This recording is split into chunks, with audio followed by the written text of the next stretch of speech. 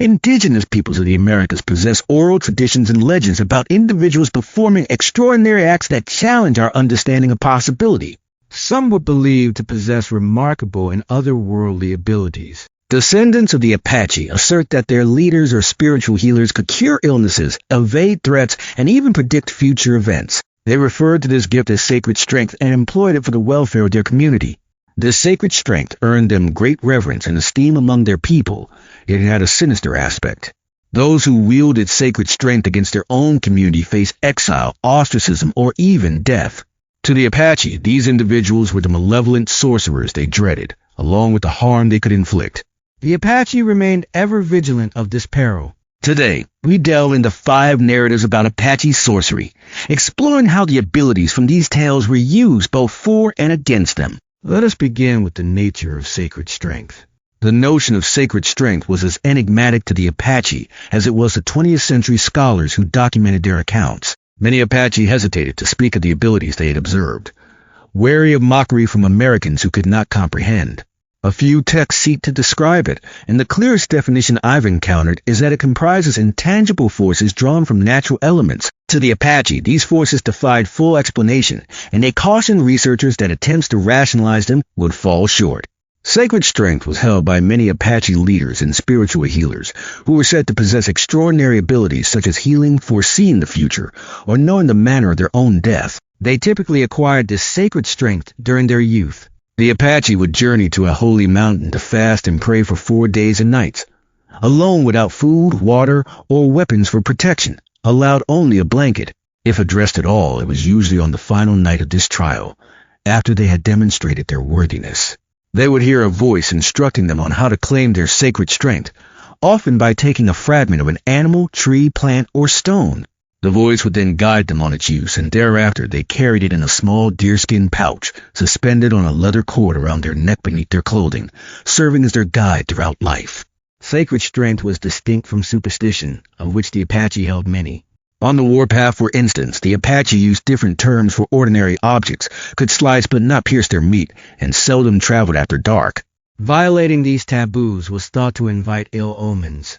Sacred strength, however, was a gift the Apache believed was bestowed by their primary deity, Usan, who communicated directly with them and to whom they responded. One Apache leader, Nana, was said to unfailingly locate and secure ammunition, a vital skill, as without lead and gunpowder, a rifle was little more than a blunt weapon. He also held sway over rattlesnakes, able to handle and move them without harm. Sacred strength tied to animals was among the most prevalent, but this was significant to the Apache, who feared rattlesnakes. Many believed this fear fueled the superstition against nighttime travel, as the snakes concealed themselves by day and hunt at night. Other leaders could interpret spider webs. Herman Lehman, an American youth captured by the Apache, reported seeing leaders who could forecast the weather by studying spider webs. A thin, long, and elevated web signaled dry weather. A low, short, and dense one foretold rain. If a sacred strength failed, the Apache would seek a cause, perhaps believing their actions had offended a spirit. In one case observed by Lehman, a spiritual healer predicted rain during a drought. When it failed to materialize, the Apache concluded that a Mexican captive was the reason the Great Spirit was displeased. To appease the spirit, they took the Mexican to a mountain, bound him hand and foot to a large rock, and placed a rattlesnake just close enough that any movement would provoke a strike. Upon returning to camp, the spiritual healer repeated his chants for rain, and when he did, a deluge began, causing a great flood. Many Apache leaders claimed to command the weather, just as others claimed the ability to heal ailments or tame the wildest horses. Some claimed to foresee the future. Willie Neal, a Western Apache spiritual healer, predicted the advent of automobiles while on a reservation, envisioning iron objects with eyes that could see in the dark, likely the headlights of approaching vehicles. He foresaw their ubiquity. As peculiar as these claims may seem, they are overshadowed by the abilities attributed to 2 of the most renowned Apache, Lozen and Geronimo. From 1848 to 1886, the Apache were embroiled in conflicts with both Mexicans and Americans, known as the Apache Wars. Geronimo is among the most iconic Native Americans in history, but Lozen, a spiritual healer and warrior, also played a pivotal role in the conflict. Both were said to possess extraordinary sacred strength. In Apache society, men typically assume the role of warriors, but Lozen was an exception. As the sister of Chief Victorio, she was involved in much of the conflict during the Apache Wars. As a child, she surpassed all the boys in strength and speed, and as an adult, the men respected her enough to include her in council meetings. Apache women wore two-piece calico dresses, but Lozen equipped herself with a knife, ammunition belt, and rifle. Chief Nana described her as his right hand, as strong as a man, braver than most, and shrewd in strategy. Her role as a warrior alone distinguishes her, but her sacred strength elevates her to legendary status among the Apache. She was said to locate enemies with uncanny precision. When her brother Victorio needed to know an enemy's position, Lozen would stand with arms outstretched, palms upward, and pray to Usan. She would then turn slowly, following the sun's path. When an enemy was before her, her palms would change hue and her hands would tingle. The intensity of the sensation revealed the enemy's distance. The stronger it was, the closer they were. Her nephew, James Kawekla, claimed to have witnessed this countless times. Nana said that with this ability she was a protector of her people. In October 1880, Victorio and his band of renegades were pursued by Mexican soldiers. Among them was a pregnant woman needing aid. The impending battle was no place for her. Victorio instructed Lozen to separate from his warriors and escort the woman to a reservation for safety. As the rest of the Apache proceeded to trace Castillos, Mexico, without Lozen, Victorio and his band were ambushed and massacred by Mexican cavalry. Nearly 80 were killed, and another 68 were captured. Many Apache believed that had Lozen been present, the Mexicans would never have succeeded in their ambush. Years later in 1886, she was with Geronimo when they surrendered to the Americans. Here, we find the only known photograph of her among the Apache before they boarded the prison train to Florida. As for Geronimo, his claims to sacred strength are far more widely recognized. The Apache assert that his gifts were granted by Usan after the murder of his family by Mexican soldiers in 1851. His abilities were numerous. He could summon rain, no bullet could kill him. He could see into the future and even manipulate time. These claims seem extraordinary, but peculiar events are associated with Geronimo. Several Apache recount that when Geronimo and his people faced danger, he would pray and chant, and then unusual events would occur. When pursued by Mexicans or Americans, he would sing of water, and a heavy rain would begin, obscuring his trail or halting his pursuers. In one instance, the Americans trapped him in a cave, but he and the Apache escaped. The Americans found no exits in the cave that he could have used, but the Apache claimed he used sacred strength to render his people invisible to their enemies. An Apache named Perico said Geronimo once spoke to the moon and delayed the dawn. When on the warpath, Geronimo ensured the morning wouldn't come too soon. He did this by chanting. They were heading to a specific place, and Geronimo didn't want dawn to break before reaching his goal. He spotted the enemy in an open area and didn't want them to be seen. He wanted the morning to arrive after they had crossed the mountain so the enemy couldn't spot them. So Geronimo chanted, and the night lingered 2 or 3 hours longer. I witnessed this myself. In another example, after the murder of his family, Usan is said to have told him, "You will never perish in battle, nor will a gun take your life."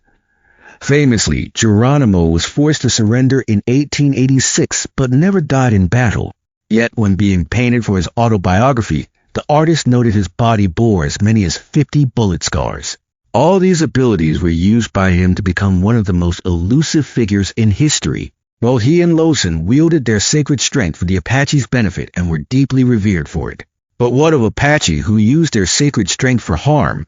Spiritual healers or shamans were respected for using their sacred strength for the community's good, whereas sorcery was the misuse of this gift. Like a rifle or a blade, it could serve good or evil. Apache scholar Key Basso wrote in Western Apache Witchcraft, sacred strength was granted for the tribe's benefit. Those who used it for evil were seen as sorcerers. Shamans were communal and prominent, sorcerers were not. Sorcerers were feared and avoided, bringing tragedy and grief. Betraying one's people was the gravest offense an Apache could commit, and the punishment was often banishment, considered worse than death, as it meant abandoning one's community, tribe, and kin. The Apache viewed imprisonment as crueler than any punishment they would impose. Sorcerers typically caused harm out of bitterness, using dark magic and perverse rituals. They would gather at night, often in caves, to remain unseen, dancing and wielding parts of exhumed bodies. Like spiritual healers, they carried items in deerskin pouches around their necks, but instead of animal fur, stones, or tree parts, these held powdered human remains, rattlesnake parts, excrement, menstrual fluid, or sap from a lightning-struck tree. They carried their poison constantly and used it to curse others, often by mixing it into food. For this reason, the Apache were cautious of outsiders sharing their meals. A sorcerer could also inflict harm with spells or curses, burying their poison near a person's dwelling or a place they visited and performing a ritual chant. A sorcerer could amplify their curse by repeating forbidden words 4 times, for being an accursed number, or by circling the person or their home 4 times. If the poison or curse took effect, the victim might fall ill swiftly or die without cause. Other spells could ruin crops or livestock. To shield themselves, the Apache might carry protective items like an eagle's breast feather or turquoise beads. Spiritual healers could also perform rituals to counter sorcerers with their own chants and songs. If someone was suspected of sorcery, the Apache would often conduct a trial, as Basso described. Led by the local group's headman, the suspect was directly accused of their crime. If they denied it, they were hung by the wrist from a tree branch, just high enough that their toes barely touched the ground. Those who refused to confess were left suspended, and fires might be lit beneath them to hasten their admission. They were questioned repeatedly, and their clothing and possessions were searched for poison. When found guilty, a sorcerer was most often banished, though some accounts suggest that relatives of a sorcerer's victims might kill them. At this juncture, you might ask, did the Apache truly believe this, and if so, is any of it real? Sacred strength is a remarkable facet of the Apache narrative, but in a world of concrete reality, it's reasonable to question the claims made by sources and stories. Let's explore alternative explanations and the Apache perspective. The Apache, like many Native American groups, had an intimate bond with their environment, far surpassing modern comprehension. Knowledge they gained through lifelong experience would seem extraordinary to us. Herman Lehman claimed spiritual healers could read spider webs to predict rain. Modern sources indicate spiders lower their webs when rain approaches, suggesting this may be observation rather than sacred strength. Societies like the Apache preserve such knowledge, while we rely on tools like weather apps. Willie Neal foresaw automobiles as iron objects with eyes that see at night. But this was during a time when trains with their lanterns were becoming prevalent in the West. His description might refer to lantern light rather than headlights, as he mentioned no size or wheels. Lehman noted the Apache's confusion upon first encountering trains, believing them alive. It's noteworthy that Nana could handle rattlesnakes, but he may have been exceptionally skilled or at ease with them, like some unique individuals today. His knack for finding ammunition might reflect expertise rather than fortune. As for Geronimo, his chanting to summon rain when pursued could be coincidental, with spiritual societies like the Apache attributing meaning to such events.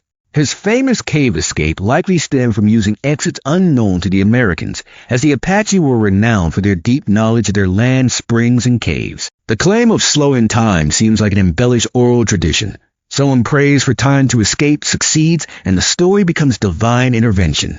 In his autobiography, Geronimo states he was wounded in battle at least 8 times, accounting for the bullet scars noted by the artist. Lozen's ability to locate enemies is harder to rationalize, but sources on her limited and collected decades later, with even Nana's quotes relayed through secondary accounts.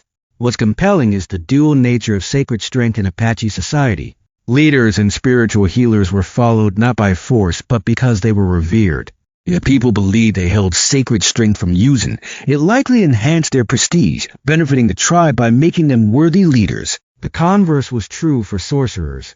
Keith Basso notes that belief in sorcery promoted pro-social behavior. Being hostile or violent gave others reason to harm you, a risky prospect if sorcerers were believed to exist. Even an accusation of sorcery was grave, implying you had acted against your people, leading to ostracism or banishment. Trials could involve harsh methods like suspension over fires. This parallels modern social dynamics like cancel culture, where accusations can lead to exclusion. Basso quotes the Apache as saying the best way to avoid sorcery is to have many friends, wise advice in a society valuing community while wary of outsiders. Belief in sorcery also offered explanations for sudden tragedy or illness. Yet dismissing these beliefs outright would be narrow-minded. It's presumptuous to assume my interpretations are the only valid ones, or that the experiences of those present were mistaken. The Apache were historically reluctant to discuss their spirituality, particularly their belief in sacred strength, because Westerners often seek to rationalize or debunk deeply held convictions. I hold immense respect for the Apache, having spent 9 months studying their history and creating content about it. The words of Apache Stock Loogie in an Apache Odyssey by E. Ball resonate. Using would speak to the Apache the way we speak to people on the telephone today. You people no longer believe in God, and that is why he does not speak to you. If you had the faith of the old Apaches, you could hear him.